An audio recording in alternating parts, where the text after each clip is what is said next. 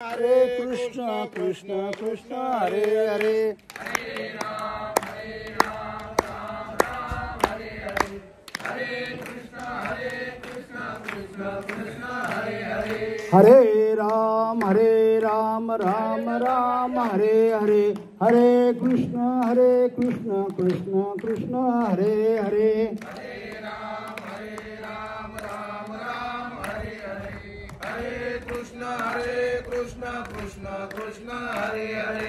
पुंडलिकावरद विठ्ठल श्री ज्ञानदेव तुकाराम पंढरीनाथ भगवान की जय. माऊली ज्ञानेश्वर महाराज की जय. जगद्गुरु श्री संत तुकाराम महाराज की जय. अवधूत चिंतन श्री गुरुदेव दत्त दत्तात्रेय महाराज की जय. अबा महाराज की जय. जय गुरुदेव दत्त भगवान श्री कृष्ण की जय. नर्मदे हर नर्मदे हर नर्मदे हर. ते ज्ञान पैगा बरवे, जरी मणी आधी आणावे, तरी संताया बजावे सर्वस्वेशी. प्रस्तुत प्रवचन रूपी सेवेकरता आज घेतलेली ओवी ही ज्ञानेश्वरीतील 4था अध्यायातील 165वी अशी ओवी आहे. त्याचबरोबर त्या संदर्भातून आलेली दुसरी ओवी म्हणजे भगवद्गीतेमध्ये त्याच अर्थाने घेतलेली ओवी किंवा श्लोक म्हणता येईल. तद्विधी प्रणिपातेन परिप्रश्नेन सेवया, उपदेक्ष्यते ज्ञान ज्ञानेन तत्वदर्शनम. भगवद्गीतेमध्ये सुद्धा या अर्थाने हा श्लोक आलेला आहे. तर भगवद्गीता आणि ज्ञानेश्वरी ही टीका म्हटलेली आहे. तर खऱ्या अर्थाने मूळ ग्रंथ असतो, त्या मूळ ग्रंथापासून दुसरे जे उत्पत्ती होते त्याला त्याच्यावर टीकेचं उत्पन्न होतं. तद्विधी, तत् म्हणजे ते, विधी म्हणजे संपादन. तद्विधी ते ज्ञान, विधी म्हणजे संपादन कर. प्रणिपातेन परिप्रश्नेन सेवया. मग त्याच्यामध्ये सांगितलं ते ज्ञान कसं सेवायचं, तर परिप्रश्नेनं साष्टांग नमस्कार करून, बंध मोक्षाविषयी प्रश्न विचारून आणि सेवया करून ते ज्ञान त्या ज्ञानाचा उपदेश घ्यायचा. कोणाकडून घ्यायचा, तर ते तत्वदर्शन असले पाहिजे. आज आपण बघतो की वेगवेगळ्या प्रकारची जगात ज्ञानं आहेत. मग त्यामध्ये तुमचं मेडिकलचं ज्ञान असेल, इंजिनिअरिंगचं ज्ञान असेल, वेगवेगळ्या क्षेत्रातील भरपूर ज्ञान आहेत. परंतु याच्यामध्ये सांगलेलं आहे ते एक वाचुनी जिने बहुसर्गाती ज्ञाने, ते अज्ञान ऐसे माने. तर ही जी बाकीची जी ज्ञान आहेत ती काय आहेत, अज्ञान म्हणलेले आहे. मग तर ते ज्ञान कोणतं, तर ते ज्ञान आपल्याला प्राप्त करायचं. तर ते ज्ञान म्हणजे कोणतं, तर आत्मज्ञान. मग आत्मज्ञान जर मिळायचं असेल, आपण बऱ्याच वेळा बघा अध्यात्म म्हणतो, अध्यात्म करा अध्यात्म करा. अध्यात्माचा खरा अर्थ काय होतो, आधी आणि आत्मनं, म्हणजे आत्म्याविषयीचं ज्ञान घेणे त्याला अध्यात्म म्हणतात. मग आत्म्याविषयीचं जर ज्ञान घ्यायचं असेल, मग तुम्हाला बाकीच्या गोष्टी किंवा आपण म्हणतो ना बरीच सोंग करायची काही गरज लागत नाही. मग ते आत्मज्ञान घ्यायचं कसं, मग आत्मज्ञान घ्यायचं कसं, कोणाकडून घ्यायचं, कधी घ्यायचं, कशा प्रकारे घ्यायचं, त्याच्या वेगवेगळ्या पद्धती आहेत. पण म्हणतात ना पिंडी ते ब्रह्मांडी, जे ब्रह्मांडात आहे ना ते सगळं आपल्या कुठे पिंडामध्ये आहे. मग ब्रह्मांडामध्ये काय आहे, वेगवेगळ्या प्रकारच्या वनस्पती, प्राणी, पर्वत, सागर, समुद्र, नद्या, सर्व काही बाहेर आपल्याला ब्रह्मांडामध्ये पाहायला मिळतं. पिंडी ते ब्रह्मांडी, जे ब्रह्मांडात आहे ते सगळं कुठे आपल्या पिंडामध्ये. म्हणून त्याचं सर्वाचं ज्ञान हे आपल्याला व्हायला पाहिजे. आपण काय म्हणतो काखेत कळसानी गावाला वळसा. बऱ्याच वेळा काय करतो, देवाला आपण बाहेर कुठेतरी शोधायला जातो. खरं तर देव बाहेर नाही, देव हा आपल्यामध्ये तुम्हा आम्हाच्या याच्यामध्ये साठवलेला आहे. तुमच्या आमच्यामध्ये असलेला तो भगवंत आहे. बऱ्याच वेळा काय होतो, भगवंत कुठे आहे असा प्रश्न विचारला तर भगवंत आपण काय म्हणतो आपल्या हृदयामध्ये आहे. पण खऱ्या अर्थाने हृदय म्हटलं की आपल्याला की छातीच्या इथला भाग आठवतो आणि आपण त्यालाच हृदय म्हणतो.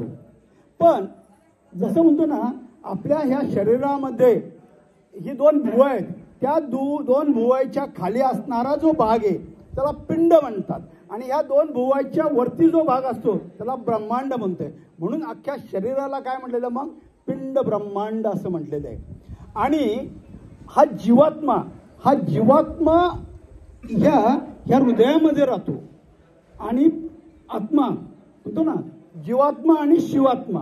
तर ह्या दोन भुवयाच्या खाली असणाऱ्या पिंडामध्ये असणाऱ्या हृदयामध्ये राहणारा तो जीवात्मा आणि ह्या ब्रह्मांडामध्ये दोन भुवयाच्या वरती ब्रह्मांडामध्ये म्हणजे ह्या हृदयामध्ये वर्षा ज्या म्हणजे आपण जो ना त्या वर्षा टाळूचा जो भाग असेल तर तिथं राहणारा तो आत्मा. बऱ्याच वेळा म्हणतो ना 9 दरवाजे खुल्लम खुल्ला गुप्त दशवेदार कुंजीर आहे गुरु के पास. आपल्या शरीराला वेगवेगळी 9 दारं आहेत खऱ्या अर्थाने.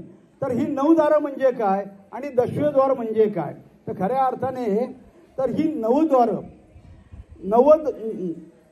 9 द्वार आणि दशवेद्वार. तर दशवेद्वार म्हणजे काय आपण ज्यावेळेस जन्माला येतो ना तर त्यावेळेस आपल्याला म्हणजे 9 महिने 9 दिवसामध्ये नाही का जे शेवटच्या 9व्या किंवा 8व्या महिन्यामध्ये जे चिंतन होतं आणि त्याच्यामध्ये आत्मा आपल्या शरीरामध्ये ज्या म्हणजे बालरूपी याच्यामध्ये जो प्रवेश करतो आणि त्यावेळेस जे हे होतं तर तो कुठून प्रवेश करतो तर ह्या टाळूच्या भागातून प्रवेश करतो. म्हणून बऱ्याच वेळा म्हटलेलं असतं ज्यावेळेस आपण ना याच्यासाठी केला होता अट्टा असं शेवटचा दिन गोड व्हावा. तर शेवटचा दिन गोड कधी होऊ शकतो तर बऱ्याच वेळा आपण बघतो तर शेवटचा जो श्वास आहे तो शेवटचा श्वास कोणाचा डोळ्यातून जातो कोणाचा नाकातून जातो कोण वेगवेगळ्या इंद्रियातून जातो. पण जिथून श्वास आला जिथून तो आत्मा प्रवेश केला आणि तिथूनच तो जर बाहेर गेला तर खऱ्या अर्थाने मोक्ष आहे. मग तो आत्मा कुठून प्रवेश करतो ह्या दशवेद्वारातून प्रवेश करतो आणि मग दशवेद्वारातून आतमध्ये प्रवेश करताना आणि जाताना त्याचा जो मार्ग आहे तर तो सुद्धा मार्ग तोच जर क्रम असेल तर तो नक्कीच मोक्षाचा अधिकारी ठरतो.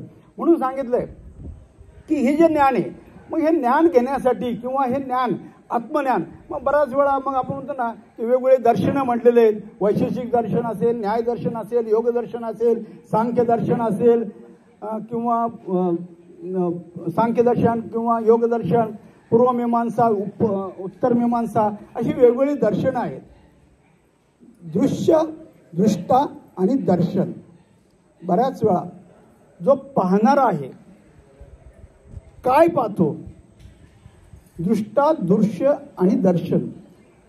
बघणारा क्रिया एक माणूस दुसऱ्याकडे पाहतो दुसरा माणूस त्याच्यामुळे पाहतो. म्हणजेच काय तर ही जी क्रिया आहे ती बघण्याची जी क्रिया आहे किंवा ही जी दर्शनाची क्रिया आहे तर आपण म्हणतो ना आम्ही आपण एकमेकाला आता योगायोगाने भेटलो बघा. आता ट्रिपमध्ये आज आपण ही जी नर्मदा यात्रा आज आपण अनुभवतोय बघा. कोणाच्या तरी मणीधानी होतं का खरं तर आमच्याही मणीधानी नव्हतं. आमचं तर 2 दिवस अगोदरच महाराजांनी सांगितलं की असे जाणार आहे मग आम्ही त्यामध्ये सहभाग झालो. तर मला म्हणायचं तुम्ही सर्व आता इथं आलेले सर्व मंडळी आहेत की काय आहे भाग्यवान मंडळी आहेत. का भाग्यवान आहे तर तुमची आमची जी भेट झाली ती कशी झाली तर योगायोगाने झाली. योग म्हणजे काय युज धातू आहे. युज म्हणजे जोडणे जीवाला शिवाशी जोडणे त्याला युज. आणि मग युजवरून आता योगा म्हणतो ना आपण खऱ्या अर्थाने तो योग आहे पण आपण त्याला आता योगा इंग्रजी भाषेमुळे योगा म्हणतो पण आपल्या संस्कृतमध्ये युज म्हणजे जोडणे. तर ह्या जोडणे मग आता हे जोडणे म्हणजे काय तर जीवाला शिवाशी जोडणे. जीव हा इथं राहतो शिव हा इथं राहतो. ह्या जीवाशिवाची भेट. आणि मग ही जीवाशिवाची भेट कोण घडून देतं हे ज्ञान कोण मिळवून देतं. मग हे ज्ञान का महत्वाचं आहे मग आपण मगाशी म्हटलं ना तसं आपण बऱ्याच वेळा बाहेर आपण भगवंताला पाहतो पण भगवंत हा बाहेर नाही आहे. म्हणतात ना आत्मा आणि परमात्मा. आत्मा आपल्या शरीरामध्ये आणि परमात्मा हा विश्वामध्ये आहे. तर अशा ह्या विश्वात्मक परमात्म्याची आणि आत्म्याची आत्मा हा ईश्वराचा परमात्म्याचा एक अंश आहे. म्हणजे प्रत्येक प्राणीमात्रामध्ये तो भरून उरलेला आहे. असं खरं तर हे विश्व आहे. हे विश्व म्हणजे काय आहे तर प्रचंड म्हणजे म्हणतात ना भगवंत कुठं आहे तर परमामध्ये अणुरेणूमध्ये भरलेला आहे. आपण जिथं हवा नाही अशी कुठलं ठिकाण आहे का हो. आपण कुठेही जा कुठल्या रूम इकडे जा तिकडे जगाच्या पाठीवर कुठेही जा तर हवा नाही असा प्रकार आहे का. तसाच भगवंताचा आहे. भगवंत हा सगळीकडून अणुरेणूमध्ये भरलेला आहे, सर्व भरलेला आहे आणि आत्मा हा त्याचा काय आहे, अंश आहे. म्हणून आपल्याला आपण जे सर्व तुम्ही आम्ही आज भगवंताचे काय आहे, अंश आहोत. खऱ्या अर्थाने आपण काय करतो, परमात्म्याला बाहेर शोधण्याचा प्रयत्न करतो.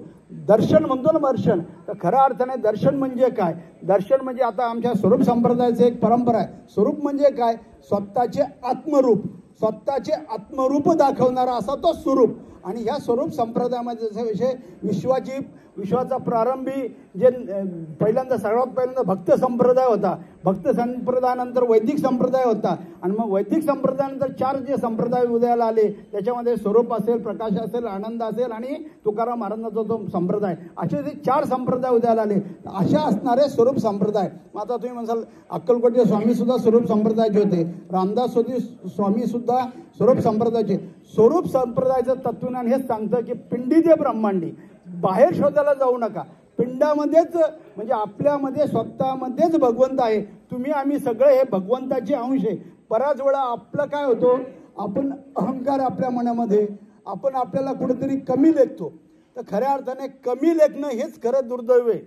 आज काय होतं, तुम्ही आम्ही म्हणतो अरे मला काय शक्य आहे का, मला काय जमल का, मला ते वेदाचं ज्ञान कळेल का, मला अमुक कळेल का. अहो नाही, तुम्ही जो ज्याचा स्वतःच्या ज्ञानावर स्वतःवर विश्वास नसतो म्हणजे होतात ना, तर त्याचा काही उपयोग होत नाही. म्हणून स्वतःला कधी कमी लेखायचं नाही. आपण भगवंतांचा अंश आहोत, आपणच भगवंत आहोत असं पहिल्यांदा ठाम झालं पाहिजे. श्रद्धा वल्लभते ज्ञानम, म्हणजे श्रद्धा ठेवायची. आता बऱ्याच वेळ आता आपण म्हणसाल मग तुम्ही आम्ही नर्मदेला आता आलो इकडं, मग पिंडी ते ब्रह्मांडी म्हणतो. पण शास्त्रामध्ये असं लिहिलेलं आहे, ज्ञानग्रहणानंतर तीर्थयात्रा करावे असे धर्मशास्त्र सांगते. मग जर ज्ञानग्रहणानंतर धर्मशास्त्र सांगते की बाबा तीर्थयात्रा करायला पाहिजे, मग तीर्थात आहे का, नाम है मंदिर में, नाम है मस्जिद में, हम तो अपने श्वासों के श्वास में. भगवंत कुठे आहे, तर आपल्या श्वासामध्ये आहे. 21,600 वेळा श्वास चालतो आपला आणि त्या श्वासामध्ये मग मंत्रजप चालतो आणि त्या मंत्रजपाची ताकद. मग ते मंत्र म्हणजे काय, तो मंत्र कोणता मंत्र आहे की जो अहोरात्र न करताही घेतला जातो. तुम्ही आम्ही त्याला म्हणतात अजपाजप, म्हणजे जो न जपताही जपला जातो. आज तुम्हामध्ये ती शक्ती आहे म्हणून आपण तो जपू शकतो. परंतु जर शक्ती नाही, समजा वय 90 झाले, 95 झाले, त्यावेळेस तुम्हाला ते तुमची भाषासुद्धा फिरणार नाही. महाभारतात म्हणतात ना, परा पश्चंती मध्यम आणि बैखरी 4 बाणीचे प्रकारे जप कुठून करायचा असतो, तर पराबाणीतून. तोंडातून काय उपयोग नाही. गीता पडे, भागवत पडे, पडे अमृतधारा, 4 वेद नुसते गाव सब झुटा पसारा. तसं म्हटलं नुसतं बडबड केली, तोंडाची वाफ केली किंवा वरवर नुसतं बोललं तर तिथून उपयोग नाही. खऱ्या अर्थाने बेंबीच्या देठापासून आणि मनापासून कळकळीने इथून तो म्हटला गेला पाहिजे. आणि मग तो म्हटल्यानंतरच तुम्हाला त्याचा खऱ्या अर्थाने काय होतं, मग तो कधी होतो. बऱ्याच वेळा ही अनुभूती जशी जशी साधने म्हणतो ना, 12 वर्षाचं एक तप म्हणलेलं आहे, तर 12 वर्षाचं तप ज्या वेळेस मग ते तप झालं की तुम्हाला हळूहळू घेतात. मग रिद्धिसिद्धी होतील पायाच्या दासी, त्या रिद्धिसिद्धी पायाच्या दासी होतात. परंतु रिद्धिसिद्धीचा वापर करू नये. आता आमच्या महाराजांनी आम्हाला सांगितलं सिद्धी येतील राहतील, पण तशी वेळही आणू नका. बघा संतांनी सुद्धा बऱ्याच वेळा ह्या सिद्धी सांगा, माऊलीने सुद्धा तसं पाहिलं तर म्हणतात ना, रेड्याच्या मुखी वेद हे केले होते. पण ती सिद्धी मग त्यांनी कशासाठी वापरली हो, का जगाला दाखवायसाठी काय, की बाबा नाही बघा मी रेड्याच्या मुखीतून हे करू शकतो, किंवा भिंत चालवली. कारण आता भिंत सुद्धा चालवली का चालवली, कारण जसं पार्वतीने तो मळाचा गणपती ठेवला होता आणि त्याच्यामध्ये प्राणप्रतिष्ठा केली. आज तुम्ही आम्ही भाद्रपद महिन्यामध्ये जो गणपती आणतो त्याला बाल गणेश म्हटलेले. खऱ्या अर्थाने आद्य गणेश वेगळा आहे. नमोजी आद्या वेद प्रतिपद्या जय जय संसविता देवा तुझी गणेश, तो खरा गणेश आहे, तो आद्य गणेश आहे. मग असा असणारा आद्य गणेश म्हणजे आपण बघा प्रत्येक कार्याला काय करतो, गणपतीची पूजा करतो. गणपतीचीच काय करतो, आता तो गणपतीचा मग शंकर पार्वतीचा मुलगा म्हणतात. मग शंकर पार्वतीचा मुलगा असेल तर शंकर पार्वतीच्या लग्नात कोणता गणपती होता. म्हणजेच काय की तो गणपती वेगळा आहे. तिन्ही गणांचा पती तो गणपती. तिन्ही गण कोणते, मनुष्यगण, देवगण आणि राक्षसगण, हे तिन्ही गण आणि तिन्ही गणांचा पती तो गणपती. तुम्ही पूर्वी जर पाहिलं असेल तर पूर्वी बघा राक्षस सुद्धा काय करायचे, देवांना म्हणजे भगवंताला प्रसन्न करून घ्यायचे आणि शेवटी काय करायचे, ते देवावर स्वारी करायचे. म्हणजेच काय की मग ते कोणत्या देवाची प्रार्थना करायची, कोणत्या याच्यामध्ये प्रार्थना करायचे. तर म्हणजे सांगायचं काय की हे जे देव म्हणतो ना आपण, देव 33 कोटी देव वगैरे म्हणतो ना कुठे, काय बराच वेळा ही संकल्पना, देव हा एक हे निर्गुण निराकार परमात्मा. आणि मग असा असणारा निर्गुण निराकार परमात्मा, आणि मग निर्गुण निराकार परमात्म्यानंतर मग माया झाली, मग मायेपासून सर्व ब्रह्मांडाची निर्मिती झाली. तर अशा प्रकारचं जे ज्ञान आहे हे म्हणजे त्याच्या थोडक्यात काय की देव हा एक आहे. मग जाती धर्म पंथ कुठे काही घ्या, सर्वामध्ये काय, तर ख्रिश्चनामध्ये जा, मुसलमानामध्ये जा, सगळ्या पंथामध्ये जा, एकच नाम सांगितलंय, ते भगवंताचं एक नाम घ्या. बऱ्याच वेळा म्हणजे बऱ्याच वेळा काय होतं की नाम कोणतं घ्यायचं तोही प्रश्न पडतो. राम नाम ठक ठाकुर और छो, जिस नाम पे ध्रुव प्रहलाद तर गए वही एक नाम है और. तोता राम करने से पंडित ना बना कोई, 2.5 अक्षर प्रेम का पड़ा सो पंडित बन गया. बऱ्याच वेळा फिलॉसॉफी म्हणतो, फिलॉस आणि सॉफी. फिलॉस म्हणजे प्रेम आणि सॉफी म्हणजे विचार, प्रेमाचा विचार. फिलॉसॉफी म्हणजे तत्वज्ञान, भारतीय तत्वज्ञान. भारतीय तत्वज्ञानामध्ये जी प्रणाली सांगितली, ती प्रणाली कोणती सांगितली, ते कोणतं ज्ञान सांगितले, त्या फिलॉसॉफी म्हणजे तत्वज्ञानामध्ये किंवा याच्यामध्ये भरपूर आपल्याला तफावत बघायला मिळेल. कारण पाश्चिमात्यांचं ज्ञान आणि भारतीय संस्कृतीतलं ज्ञान, भारतीय संस्कृतीचं ज्ञान हे काय आहे, जगाच्या पाठीवर श्रेष्ठ असं ज्ञान आहे. मग त्याच्यामध्ये का श्रेष्ठ ज्ञान आहे, कारण आपलं सगळं हे ज्ञान कशामध्ये, वेदामध्ये तत्वज्ञानाने, वेदामध्ये उपनिषदामध्ये आहे. म्हणून ना प्रस्थान त्रयी म्हणजे 3. मग त्याच्यात भगवद्गीता असेल किंवा उपनिषद असेल, ब्रह्मसूत्र असेल, याच्यामध्ये जे ज्ञान दिलेलं आहे त्या ज्ञानाचा आपल्याला उपयोग करून घेतला पाहिजे. या प्रस्थान त्रयी, या त्रयी म्हणजे ह्या 3 ज्ञान, याच्यावरचा अभ्यास केला पाहिजे. ब्रह्मसूत्रात काय सांगितलंय, उपनिषदामध्ये काय सांगितलंय, वेदामध्ये कोणतं तंत्र सांगलंय, वेदामध्ये ब्रह्म कोणतं सांगितलंय. बऱ्याच वेळा काय होतं, आपण नाम म्हणतो, नाम म्हणजे काय, तर बऱ्याच वेळा नाम घेतो आणि बऱ्याच वेळा मंत्र म्हणतो. तर मंत्र म्हणजे काय आणि नाम म्हणजे काय, बऱ्याच वेळा लोकांचं कन्फ्युजन होतं. तर लोक म्हणतात, काय म्हणतात, मंत्र म्हणायचा का नामस्मरण घ्यायचं. आता म्हणतात ना 4 युग होऊन गेले, कृतयुग, त्रेतायुग, द्वापारयुग आणि कलियुग, 4 युग होऊन गेले. 4 युगामध्ये वेगवेगळ्या साधना होऊन गेल्या. त्या साधनामध्ये त्या काळात जी साधना होती, म्हणजे कृतयुगामध्ये जे समजा यग याग होम होणं, त्याच्यामध्ये मग त्रेतायुग, त्याच्यानंतर द्वापारयुगानंतर मग आता कलियुग. आता जर तुम्हाला म्हटलं तर बऱ्याच वेळा यज्ञ करा, ते शक्य आहे का, नाही, यज्ञ होऊ शकत नाही किंवा वेगळ्या. कारण काय, युगानुसार साधना बदलली. आज बऱ्याच वेळा आपण हे विज्ञान युग आहे, आपल्या ह्या विज्ञानायुगामध्ये आपण काय करतो, हास्यास्पद होऊ शकतं.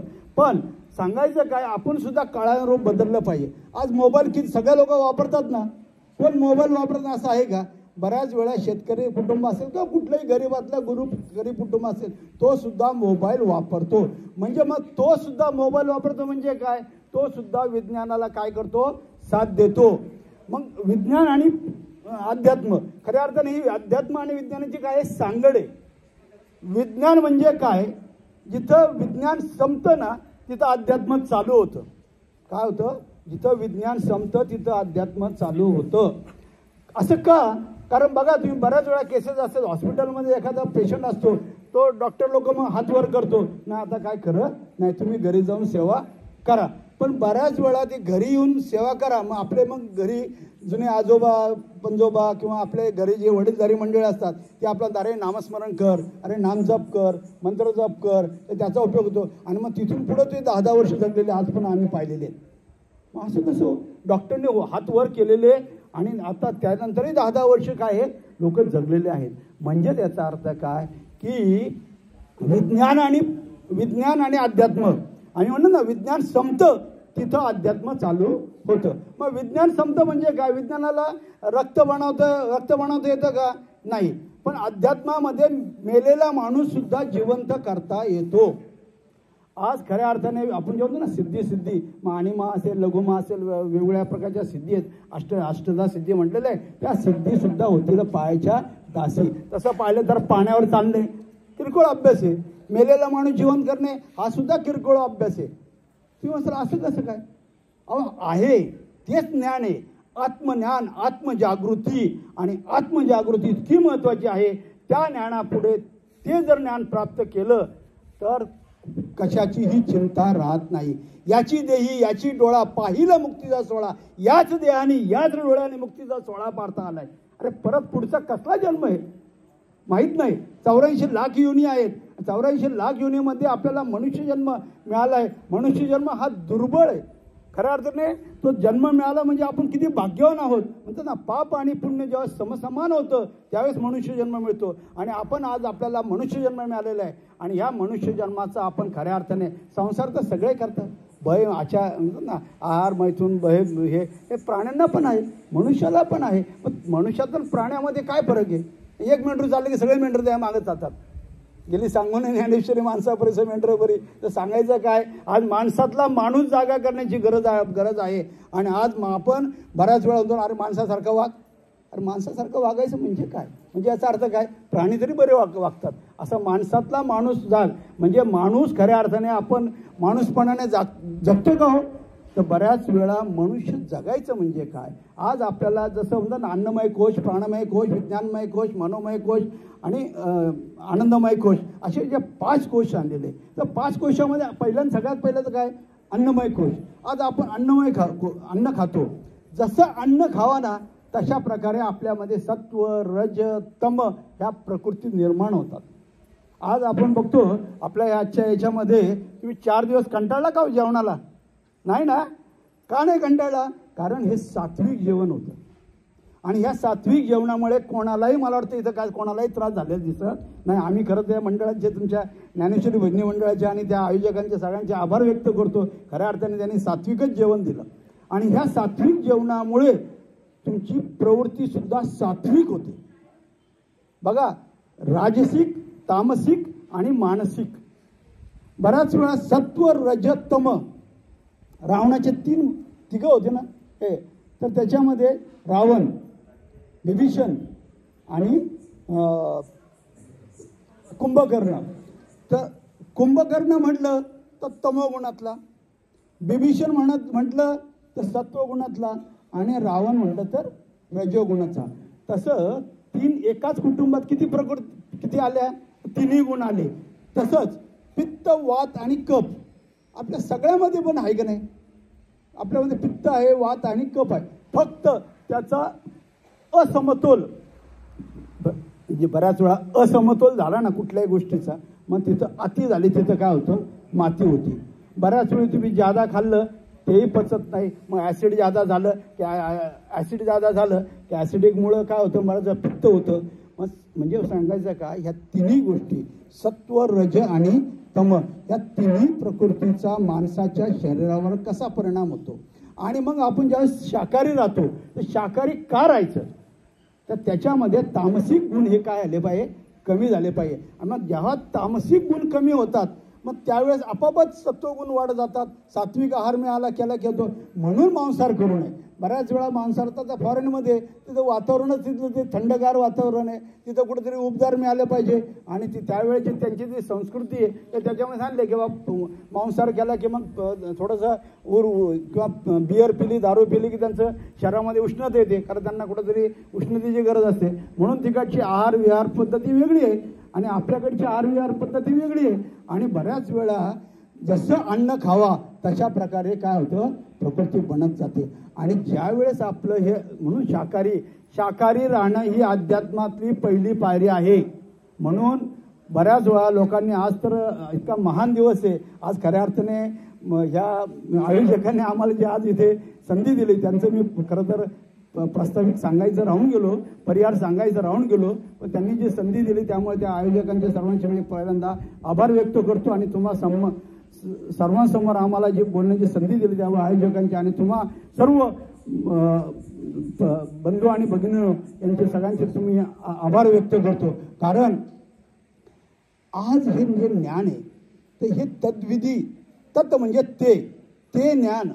मी नेहमी म्हणतो की ते ज्ञान जर घ्यायचं असेल मग त्याच्यामध्ये तुम्ही बघा, अहम ब्रह्मासी म्हटलेले, ऐतात्मा ब्रह्म म्हटलेले, प्रज्ञान ब्रह्म म्हटलेले, अहम ब्रह्मासी, ऐतात्मा ब्रह्म हे जी 4 महावाक्य सांगितले ते 4 महावाक्य जरी वेगवेगळी हे करत असली, प्रज्ञान ब्रह्म, प्रज्ञा बुद्धी आणि बुद्धीच्या पलीकडचं ज्ञान ते म्हणजे प्रज्ञा. तर आपल्याला बुद्धीच जर आपल्याला आपण वापरत नाही तर समजा ना, शास्त्रज्ञ लोक सुद्धा त्याचे 10% वापरत नाही. मग तुम्ही आम्ही किती वापरत असलो? 1-2% वापरत असलो, बरोबर नाही? म्हणजे ती प्रज्ञा, मग आपली प्रज्ञा कधी जागृत होईल? मग पूर्वीचे लोक, आता आपण माऊली वगैरे शाळेत गेले होते का, कॉलेजला गेले होते का? तर नाही. मग त्यांनी कुठल्या डिग्री घेतल्या होत्या आणि का, कुठून त्यांना एवढं बुद्धी आली? तर त्यांची प्रज्ञा जागृती झाली. मग ही प्रज्ञा जागृती झाली की मग तुम्हाला काही बघायची गरज नाही. धाड धाड धाड म्हणतात ना, तर सरस्वती तुमच्या जिभेवर खेळली जाते. आणि मग खेळली गेली की तुम्हाला ते आपाप ज्ञान, म्हणजे कुठं कधी पाठ नसलं केलं तरी तुम्हाला ते आठवतं, तुम्हाला ते बोलता येतं. चार म्हणजे ना, अशा प्रकारची प्रज्ञा जागृती. मग ही प्रज्ञा जागृती आपली झाली पाहिजे. मग प्रज्ञा जागृती कधी होते हो? बऱ्याच वेळा आपलं मन आहे, मन फार चावट असतं. बऱ्याच वेळा होतं ना, तर ह्या मनावर ताबा आला पाहिजे. बऱ्याच वेळा आपण आता हे पावसाळ्याचे दिवस असले की आपल्याला भजी खाऊशी वाटते, बरोबर नाही? मग भजी खाल्ली तर असं वाटतं नाही अजून एक प्लेट खावा. अरे वा, लय मस्त आहे, कारण कांद्याची भाजी, मस्त गार वातावरण झालं, आपण काय करतो, अजून एक प्लेट घ्यावं म्हणून म्हणतो, अजून एक प्लेट खातो आपण, बरोबर नाही? पण होतं कसं, मग आतमध्ये नंतर बुद्धी काय म्हणते, अरे तुला आठवतं का मागच्या वेळेस हा डबल भजी खाल्ली तर काय त्रास झाला? म्हणजे याचा अर्थ काय, तर मनामध्ये संकल्प विकल्प येणं हे मनाचं कार्य आहे. पण बुद्धीचं कार्य काय आहे? निश्चयात्मक. निश्चयात्मक बुद्धी म्हणजे काय हो? बुद्धी काय करते? निर्णय देते. पण बुद्धी तरी निर्णय कशाचे याच्या देते हो? काय पूर्वी कधीतरी झालं असेल, अमुक अनुभव आला असेल, मग त्या अनुभवावर बुद्धी आपली सांगते, अरे नाही, हा हे बरोबर नसता, हे आपलं चांगलं आहे, हे आपलं वाईट आहे. म्हणजे चांगलं का वाईट हे सुद्धा बुद्धी ठरवते. पण बऱ्याच वेळा म्हणतात ना की बुद्धी सुद्धा काय होते, विनाशकाळ विपरीत बुद्धी. ज्या वेळेस विनाश काळात होतं, बुद्धी सुद्धा आपली विपरीत आपल्याला सांगून जाते. मग त्यासाठी मग बऱ्याच वेळा नाही का आपण म्हणतो ना की तर तुम्ही आम्ही, आपण एकमेकाशी बोलतो ना, बोलतो करतो, तुम्ही आमच्याशी बोलता, आम्ही तुमच्याशी, म्हणजे तुमच्यात आमच्यात आपण काय घेतो? दर्शन घेतो, बरोबर नाही? आणि मग हा दर्शनाचा जो चमत्कार आहे, बऱ्याच वेळा कधीतरी पटकन कुणीतरी शिंकलं, अरे ना हे खरे म्हणतो. म्हणजे काय, हे जे सिग्नल आहे किंवा हे जे सिम्पटम्स आहेत, हे सिम्पटम्स कुठून येतात हो? तर हे ब्रह्माचे. बऱ्याच वेळा जास्त जेवलं तरी ढेकर येतो, कुणी आठवण काढली तर उचकी येते. म्हणजे हे जे सिम्पटम्स आहे, हे सिम्पटम्स भगवंताने दिले होते. बघा, सीता ज्यावेळेस वनवासात होती, तिथं हनुमंत गेला होता, आणि हनुमंत वरून अंगठी टाकतो आणि खाली ती सीतामाऊलीला ती अंगठी दिसते. आणि मग सीतामाऊली म्हणते, अरे ही अंगठी, ही तर रामाची अंगठी वाटते. तर तिला वाटतं ही मायावी तर नाही ना, काय ही मायावी तर अंगठी टाकली नसेल ना कुठं काय. पण मग ती ओळखायची कशी? अरे कारण काय आजकाल काय मायावर कळत नाही. पण नंतर तिने काय विचार केला, अरे नाही, आपला डावा डोळा लावतोय. काय डावा डोळा लावतोय? डावा डोळा लावला म्हणजे स्त्रियांचा डावा डोळा चांगला असतो लावणे. आणि थोडक्यात ध्यानात काय असतं, ladies L for ladies, L for left, लेडीजचा लेफ्ट चांगला. सोपं ध्यानात ठेवायला काय, एल लेडीजचा लेफ्ट म्हणजे डावा डोळा, लेडीजचा डावा डोळा चांगला असतो आणि गडी माणसांचा उजवा डोळा चांगला असतो.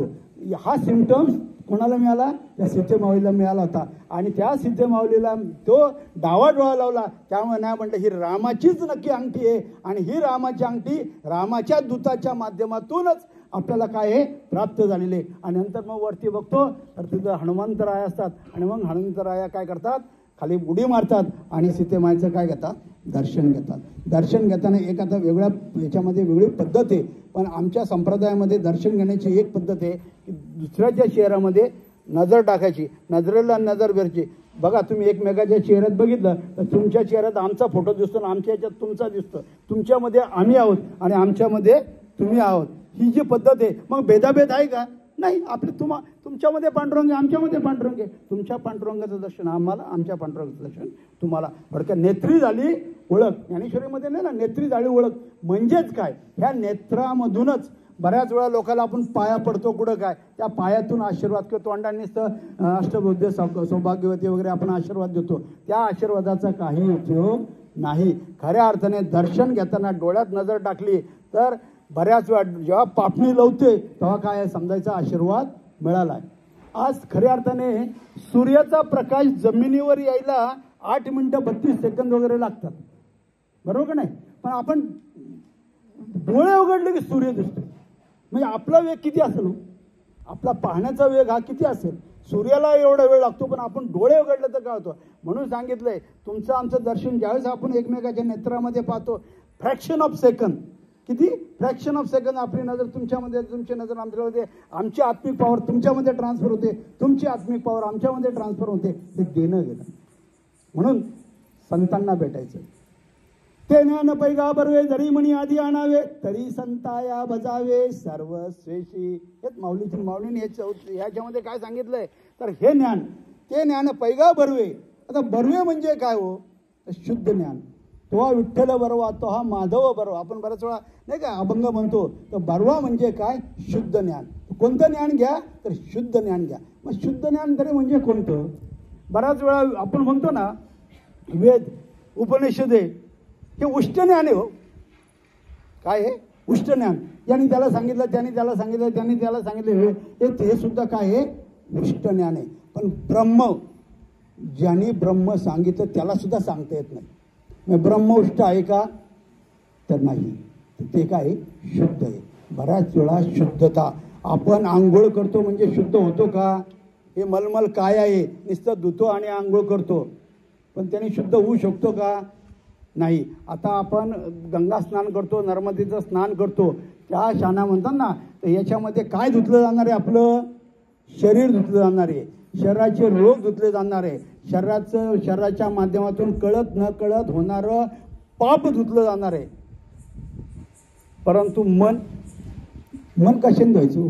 हे तर आता ठीक आहे, नदीच्या यांनी आपण शरीर शुद्ध केलं, शरीराच्या हातातून काय आपले जे हे झाले असतील विकार तर ते नष्ट होऊ शकतात किंवा काय. पण मन कशाने धुवायचं? मन चंगा तो काठोड में गंगा म्हणतात ना. खऱ्या अर्थाने जर तुमचं मनामध्ये आणलं तर तीर्थावरची गरज नाही. तीरथ मजल का घोडा. बऱ्याच वेळा काय म्हटले, जोपर्यंत आपले गुडघे वगैरे ठीक आहे ना, 65, 70, 75 कायपर्यंत जोपर्यंत गुडघे ठीक आहे तोवर तीरथ. नंतर काय हो? नंतर जमल का तुम्हाला तीर्थाला याला, नावेत बसायला, उलटा हे करायला? तर नाही. याचा अर्थ काय? तर म्हणून सांगितलंय तीर्थवरत मजल का घोडा. पण ज्ञानग्रहणानंतर तीर्थयात्रा करावी असे धर्मशास्त्र सांगते. म्हणून या ज्या आपण तीर्थाच्या ठिकाणी जातो, तो जो महिमा आहे, तो जी अनुभूती, ती जी जागा आहे, ते जी पवित्रता आहे, त्या पवित्रतेचा अंश आजही तिथं त्या रूपाने अस्तित्वात असतो. म्हणून त्याचं ज्यावेळेस आपण त्या तीर्थक्षेत्रात जातो तर त्यावेळेस डोळे भरून बघायला पाहिजे. बऱ्याच वेळा तिथं गेले की लोक डोळे झाकतात, तर ते चुकीचं आहे. बऱ्याच वेळा म्हणजे आपण म्हणतो ना की एखाद्या मंदिरात मिळालं की ठीक आहे, की बऱ्याच वेळा मंदिरामध्ये आरशे का असतात हो? कारण खऱ्या अर्थाने काय सांगितलेलं आहे तर त्या आरशामध्ये तुमचा चेहरा दिसतो. तर बऱ्याच वेळा आरशामध्ये चेहरा दिसतो म्हणजे काय? तुम्ही त्याच्यामध्ये आहात, तुमच्यामध्येच तो आहे. तत्त्वमसी, ते तू आहेस. अहम ब्रह्मास्मी, मीच ब्रह्म आहे. बऱ्याच वेळा आपल्याला कळत नाही. अहम ब्रह्मास्मी, तत्त्वमसी हे जे सांगितलेले आयतात्मा ब्रह्म वगैरे हे 4 महावाक्य सांगितले तर तीच सांगून गेली. मग बऱ्याच वेळा काय होतं की मग हे जे सगळं ज्ञान आहे तत्त्वमसी, मग त्याच्यामध्ये मग षडचक्र दर्शन असेल किंवा काय. आता षडचक्र दर्शनाचा बऱ्याच वेळा लोकांचा तो अभ्यास पाहिजे. ते षडचक्र म्हणजे काय? मूलाधार चक्र, स्वाधिष्ठान चक्र, मणिपूर चक्र, अनाथ चक्र, विशुद्ध चक्र, आज्ञाचक्र आणि काय? सहस्रार चक्र. बऱ्याच वेळा षडचक्र म्हणताना आपण काय म्हणतो? षडचक्र. पण खरी चक्र मोजली तर किती होतात?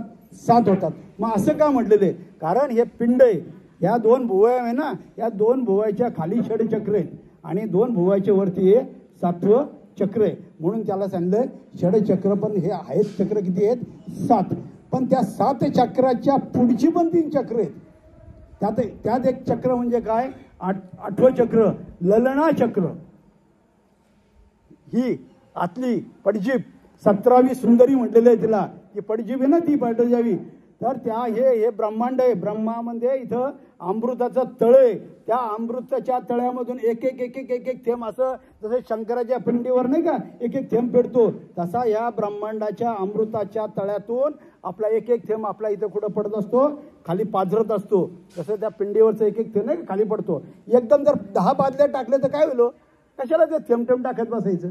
काय ते समजा 2-4 बादले एकदमच वाचले शंकराची पिंडी, जमल का? किंवा औषध खायला सांगितलं, एक बाटलीचं खोकल्याची बाटली एकदमच पिऊन टाकायची, दररोज 2-2 टोपलं कशाला घ्यायची, जमल का?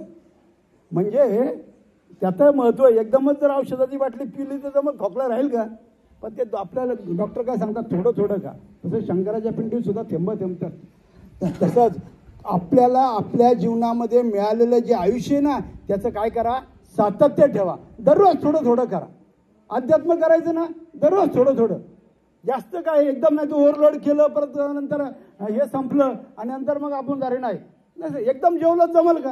आपण दररोज थोडं थोडं जेवतो, तसं थोडं थोडं अध्यात्म करा. कळलं का? आणि मग त्याच्या पण एवढंच की काय करा, सातत्य ठेवा. मग सातत्य ठेवत गेलं की बरोबर म्हणतात ना, 12 वर्षाचं एक तप झालं, 1 तप 2 तप 3 तप 4 तप असे तप वाढत गेले की आपाप तुमची काय होती, साधना होती. म्हणतात ना, ब्रह्मचर्य, गृहस्थाश्रम, वानप्रस्थाश्रम आणि संन्यास. पहिले 25 वर्ष जे मजा करतात ते आयुष्यभर पुढचे 75 वर्षे हे होतात. कारण चांगलं शिक्षण नाही, चांगली नोकरी नाही. चांगली नोकरी नाही, गाडी घोडा बंगला गाडी कुठे मिळेल का तुम्हाला? पहिले 25 वर्ष मजा केली तर नाही. पण पहिले 25 वर्ष जर मजा केली, पहिले 25 वर्ष जर मेहनत केली तर 75 वर्ष पुढचे काय आहे, चांगले जातात. कारण त्यावेळेस शिक्षणाचा किंवा काय, म्हणून पूर्वीच्या काळात गुरुकुल पद्धत होती. आज गुरुकुल पद्धत हळूहळू कमी होत चालली, शिक्षणाचा दर्जा खालावला आहे. आज महाराष्ट्र शासनाने तरी पण आता NEP काढले, न्यू एज्युकेशन पॉलिसी. त्याच्यामध्ये इंडियन एज्युकेशन म्हणजे जी सिस्टीम काढली, इंडियन नॉलेज सिस्टीम, त्या इंडियन नॉलेज सिस्टीममध्ये आता त्यांनी 2020 NEP 2020 कोणी शिक्षण क्षेत्रामध्ये असतील तर त्याच्यामध्ये काय होईल की त्याच्यामध्ये NEP पॉलिसीमध्ये इंडियन नॉलेज सिस्टीम, त्याच्यामध्ये वेदाचा उपनिषदेचा हा थोडासा काय भाग त्याच्यामध्ये टाकलेला आहे. त्याच्यामुळे ती काय होईल, स्ट्रॉंग होती. आज जगाच्या पाठीवर भारताचं तत्वज्ञान हे काय आहे, श्रेष्ठ आहे. आणि त्यामध्ये ते तत्वज्ञान देण्याची काय आहे, गरज आहे. आणि म्हणून ही इंडियन नॉलेज सिस्टीम ही NEP 2020च्या काय आहे, अंतर्गत ती काय समाविष्ट केली जात आहे. कारण ही काय आहे, आज कलियुगामध्ये काय आहे, काळाची गरज होऊन राहिलेली आहे. आणि ती गरज आपल्याला कळली पाहिजे. बऱ्याच वेळा काय होतं, मग असं जे असेल तर संतांनी संतांना ओळखावे. बऱ्याच वेळा काय आहे, संतांना आपल्याला वाटतं ना, ती भगवी कपडे घातली, दाढी दटा वाढल्या की तो बाबा साधू आहे. अरे साधू म्हणजे ज्यांनी 6 गुण म्हणतात ना, षडविकार जे धुतलेत तो खऱ्या अर्थाने साधू. काम, क्रोध, लोभ, मोह, मद, मत्सर यांनी जे याच्यावर हे टाकलं तो खऱ्या अर्थाने साधू. भगवे कपडे घातले म्हणजे काय साधू होतो का? नाही. म्हणून बऱ्याच वेळा साधू किंवा संत लोक ओळखू येत नाही. संतांनी संतांना ओळखावे असं का म्हटलेलं आहे? कारण ज्या संताला, कारण बऱ्याच वेळा काय होतं म्हणतात ना, पोती पडा है चौक में खुजरा हो तो उठालो. बऱ्याच वेळा जर हिऱ्याचा तुकडा आहे ना, कोहिनूर हिरा आज आपल्या इंग्रजांनी चोरून नेला तिकडं, अजून तिकडं ते मेरावत मारवतात. तो जो समजा हिरे पूर्वी तो जर हिरा जर खाली पडलेला असेल, आपल्याला काय ते आपण म्हणतो काचेचा तुकडा असेल, आपण त्याला ओलांडून पुढे जातो. पण ते होतात ना, आपलं दारिद्र्य आपल्याला ओळखता येत नाही. पण तो जर आपल्याला जर ओळखता आला असता तर आपण पटकन घेतला असता. बऱ्याच आता ते काय दृष्टांत सांगायला, खरं तर आता सगळ्या माऊलींना सगळ्यांना आता सगळे इथं महाराज मंडळी बसलेत. दृष्टांत सांगण्यामध्ये बऱ्याच वेळा आम्ही कमी सहभाग घेतो, कारण त्याचे भरपूर दृष्टांत आहे. मग ते हिऱ्याचं मोल कधी कळतं की ज्यावेळेस म्हणतात एखादा एक हिरा आहे, तो जर बाजारात ज्याला माहिती नाही तो म्हणाले याचे 5 रुपये देतो, एक म्हणाल 50 रुपये देतो, एक म्हणाले आणि एक म्हणाल लाख रुपये देतो. अरे म्हणजे काय, जो लाख रुपये देतो त्या वस्तूला, त्याला याचा अर्थ कळलं की त्याला अरे हा हिरा आहे. म्हणजेच काय, हिऱ्याची पारख कोणाला आहे तर त्याला आहे.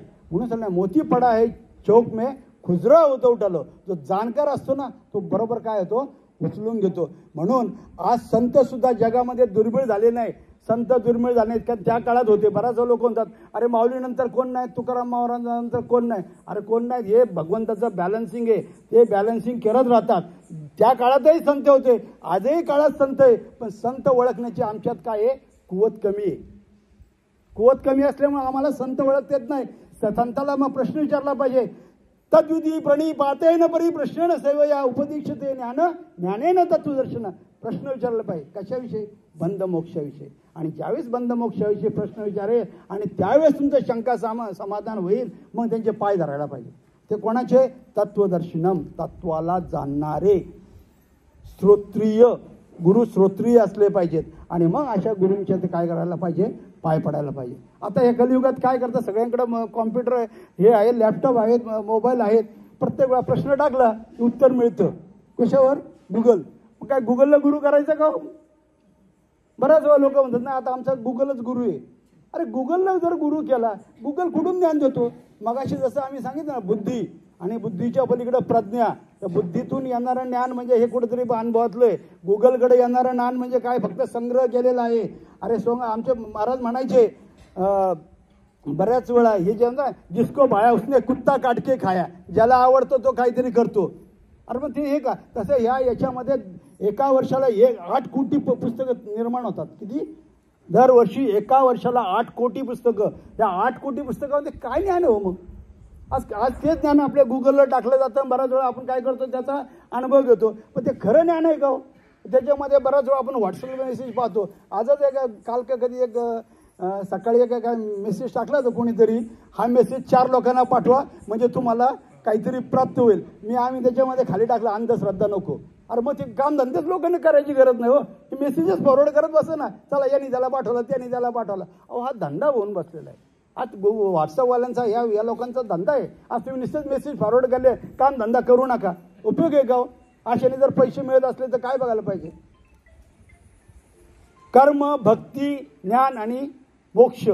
कर्मातून भक्ती, भक्तीतून ज्ञान आणि ज्ञानातून मोक्ष. म्हणून सांगितले आपण जे कर्म करत आहे त्या कर्मातूनच आपण भगवंताला स्मरून ते कर्म जर केलं तर त्याच्यामधून खऱ्या अर्थाने काय आहे? भक्ती. कुठेतरी वेगळं डोंगरावर जाऊन बसायची गरज नाही. आता डोंगरही राहिलेलं नाही, तिथेही शांतता राहिली नाही. आणि कुठेही आज बघा तीर्थाच्या ठिकाणी जावा, तिथेही बराच वेळ गोंधळ असतो. त्यामुळे जावा तरी कुठं?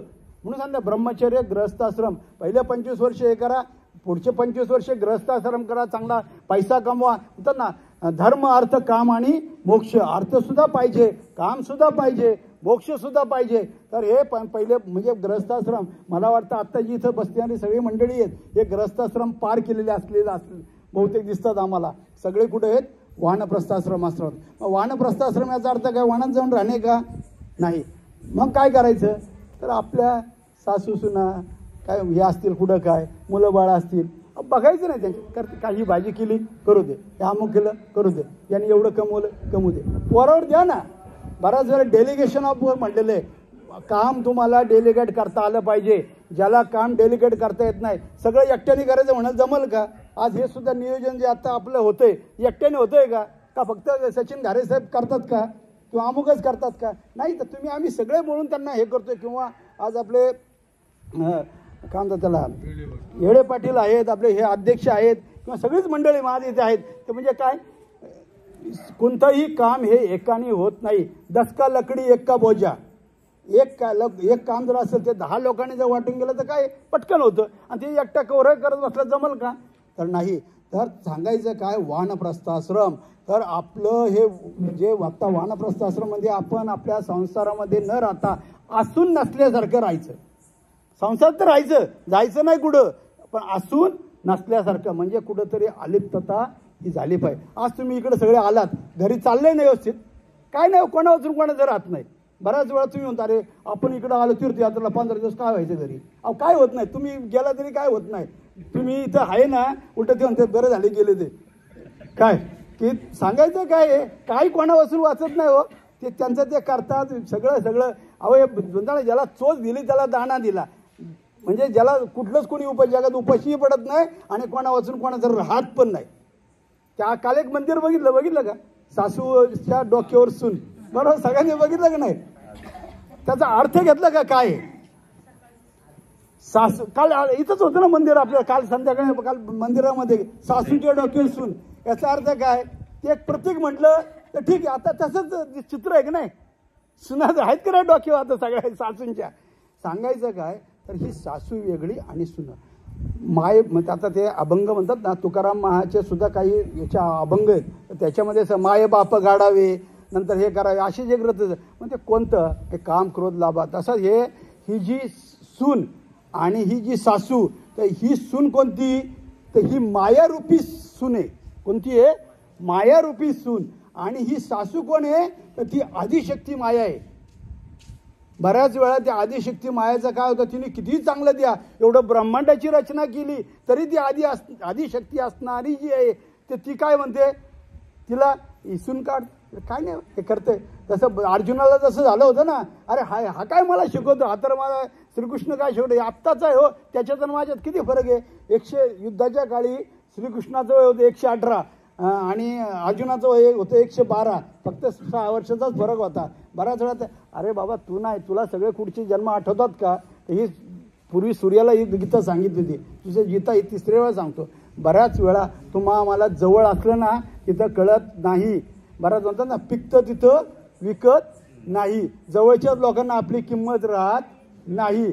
म्हणून सांगितलंय ही मायारूपी आता जी सून आहे ना, ही काय कडले त्या आदिशक्तीच्या काय बसली, डोक्या बसली. आणि त्याचं ते प्रतीकाचं असणारं ते मंदिर कोणाला तरी एखाद्या म्हणजे तो बनवणारा मूर्तिकार सुद्धा किती हुशार असला पाहिजे, तर त्याचं ज्ञान सुद्धा किती गहन असलं पाहिजे की त्या ज्ञानामध्ये त्याला ते कळलं आजची माया ही काय आहे कलियुगामध्ये. आज बघतो ना तुम्ही आम्ही, हे सगळं मायेचं जंजाळ आहे. आणि ह्या मायेच्या जंजाळमध्ये आता ही माया म्हणजे काय बघा, तुम्हाला सांगतो, ही जी छाया आहे ना, ही छाया ही जी पडते ना, प्रत्येकाच्या मागे छाया पडते का नाही याची, बरोबर ना, तर ती छाया म्हणजे माया आहे. आणि बऱ्याच वेळा आम्ही सांगतो की भगवंत आपल्या जवळून जरी गेला तरी काय आपल्याला दिसतो का, कळतो का. मग भगवंताला ओळखायचं कसं, तर भगवंताची छाया पडत नाही. भगवंताची छाया पडत नाही. एखादं कुत्रं जरी गेलं ना आपल्या बाजूने, तर जसं ते नामदेव महाराज नाही का, ते कुत्र्याच्या मागं पळत सुटले, अरे तुपाची रोटी घे, कोरडी नको खाऊ, काप घडले. त्यांना कळलं की कुत्र नाही, तो भगवंत आहे. म्हणून त्याच्या मागं ते काय, तुपाची रोटी का, कारण त्या कुत्र्याची काय उडली, ती छाया पडली नव्हती. कारण भगवंताची छाया पडत नाही. आम्हा सगळ्यांची छाया पडते. मग त्याहून कळतं की काय आहे भगवंत. म्हणून भगवंत सुद्धा आम्हाला भेटतो, प्रत्येकाला आयुष्यात भेटतो. पण आपल्याला तो न कळल्यामुळे आपण त्याला म्हणतो अरे भगवंत मला भेटलाच नाही. अरे पण भगवंत म्हणजे भगवंत कोणता, आज सूर्य दिसतो किंवा आज चंद्र दिसतो, अरे हा चंद्र सूर्य सुद्धा काय भगवंताचा आविष्कार आहे. मी कोणत्या रूपात नाही. विश्वदर्शन सांगितलं ना, त्या विश्वदर्शनामध्ये सुद्धा काय सांगितलंय, अरे हा माझा, तसं हे चंद्र सूर्य हे सुद्धा काय एक प्रकारचं देवाचं दर्शन. बऱ्याच लोकांना मला देव दिसलाच नाही, देव मला भेटलाच नाही. अरे भेटा ना, हो का, हा आज आहे, आज कोजागिरी पौर्णिमा आहे. कोजागिरीच्या आज या पौर्णिमेच्या दिवशी आज आपण इथे सर्व मंडळी किती वाजले, किती वाजले,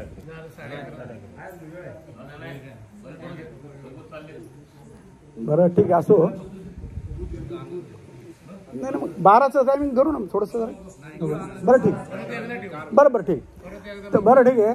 तर असो, तर सांगायचं काय, जे जे दृष्टीस पडतं, मग त्याच्यामध्ये सूर्यदर्शन असेल तर त्याचं सकाळ सकाळ दर्शन घ्या, सूर्याचं दर्शन घ्या. मित्र रवी सूर्य भानु खगकुशन हिरण्यगर्भ मरीचे आदित्य सवित्रार्क भास्कर अद्यो नमो नमः.